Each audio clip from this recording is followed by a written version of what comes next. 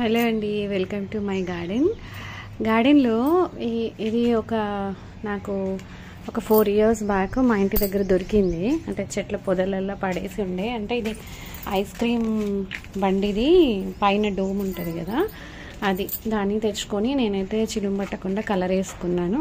నేను ఇలా vertical garden అని చేశాను, బట్ అవన్నీ పోయినాయి. లాస్ట్కి ఇది ఒక చెట్టు బ్రతికింది, ఇది ఒక చెట్టు మిగిలింది.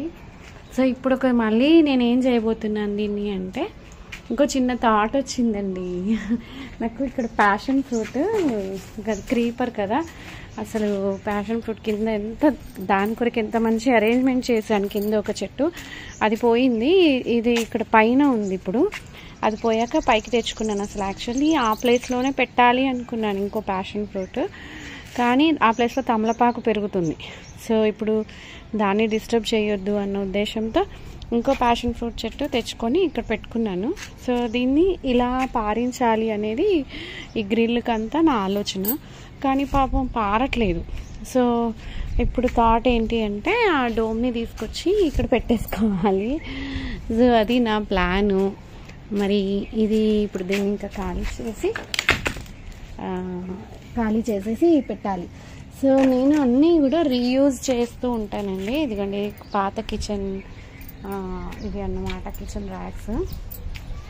ఇవి కిచెన్ ర్యాక్స్ ఇప్పుడు ఈ పాడైపోయిన జాంకాయలు కంపోస్ట్లోకి వెళ్ళిపోవడానికి వచ్చేస్తాయి పైనకి. ఇదిగోండి ఇవి ఇప్పుడు సాప్లింగ్స్ అన్నీ పెట్టుకోవాలి. టమాటో, క్యాబేజీ, క్యాలీఫ్లవర్, అలసంద మీరేమంటారు వాటిని. సో గార్డెన్లో అయితే చిన్న మార్పులు చేసుకుందామని, ఇదిగోండి ఇది నాకు గుడ్ మార్నింగ్ ఎంత బాగా చెప్తుందో చూసారా. చిన్న మార్పులు చేసుకుందామని ఇదైతే ప్యాషన్ ఫ్రూట్ కోసం చేస్తున్నాను. సో మరి దీన్ని అరేంజ్ చేశాక చూపిస్తా ఎలా వచ్చిందో. ఓకేనండి, బాయ్. మన వర్టికల్ గార్డెన్ కోసం అరేంజ్మెంట్ చేసుకున్న దాన్ని ఇప్పుడు మళ్ళీ హారిజాంటల్ అయిపోయింది.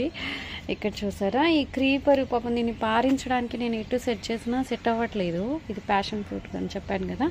సో ఇప్పుడు దీనికైతే చాలా బాగా పారుద్ది అనుకుంటున్నాను. సో బాగుంది కదా ఐడియా ఎలా ఉందో చెప్పండి, మరి బాగుందా లేదా? మీరు మీ గార్డెన్ కోసం ఇట్లా not only for garden reuse ఎలా చేస్తారు? నేనైతే మన ఇంటి నుంచి వెలువడే చెత్త ల్యాండ్ ఫిల్ కాకుండా ఉండడానికి మ్యాక్సిమం ట్రై చేస్తాను. ఉన్న వస్తువుని మళ్ళీ రీయూజ్ చేస్తూ ఉంటాను. సో మరి ఎలా ఉందో చెప్పాలి. ఓకేనండి.